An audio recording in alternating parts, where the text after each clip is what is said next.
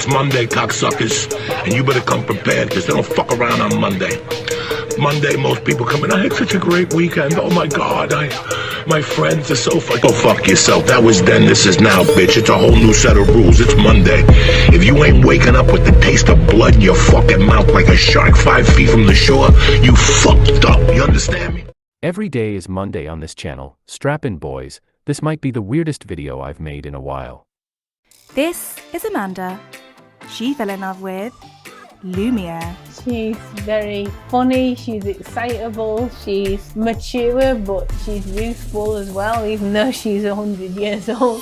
While many struggle to get to grips with Amanda's unusual romance, It was difficult because nobody really understood me, no one really got me. Amanda has come to terms with the fact that she has fallen in love with a chandelier. I've never loved a human way I love Lumiere. Not that way, not being totally madly in love. Honestly, there isn't even too much to say at this point. Showing romantic love towards a chandelier is probably one of the most obvious signs of mental illness someone could have. I think if someone was holding a sign above their head saying, "Hey, look at me, I'm mental ill," it still would be less obvious. Physically wise, what attracts me about chandeliers is the way they look, the rotational symmetry. They don't have to have crystal prisms on them, they can be without, they can just be a beautiful shape. I have a collection of roughly 50. It's just such a beautiful, beautiful sound. Wouldn't this mean that she is cheating on the main chandeliers with all the other ones, or maybe she is in a poly-lamp relationship, who knows? I fell in love with drums first when I was about 14.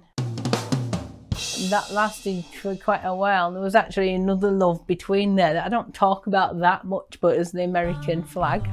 So I loved the American flag for a couple of years and I still do. I just like how it looks. Then the Statue of Liberty, she came in about 2008 or so. This particular example I've had for 10 years.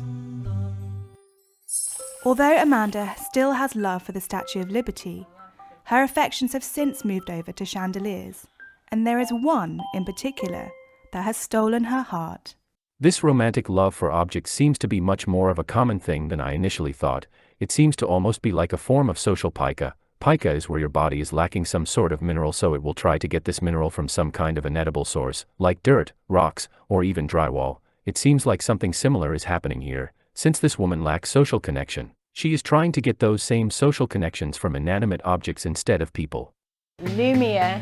I discovered Lumiere on eBay. She was in Germany.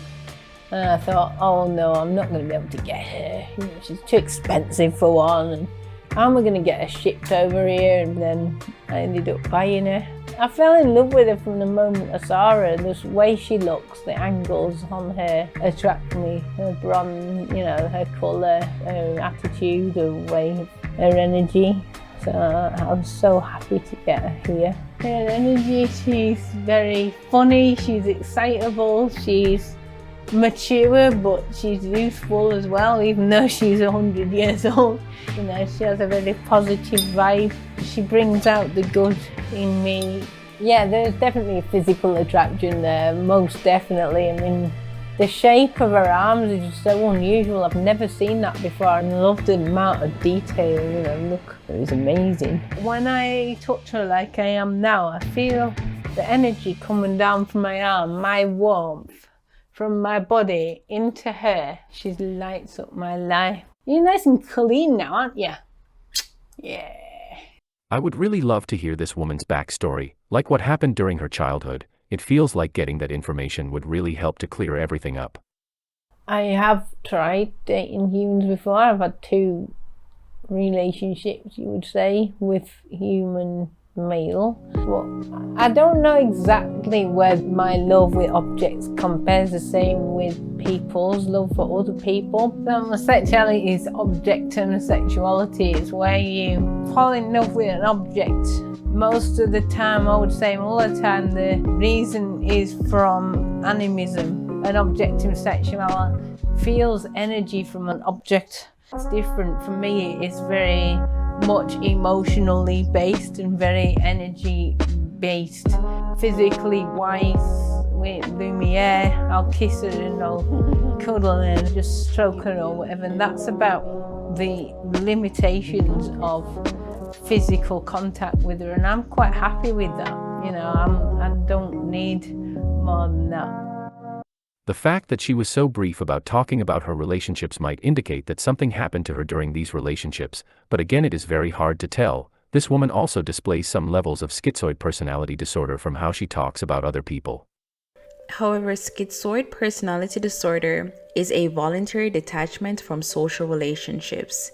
They are considered the loner. They are in no relationships and they don't want to be.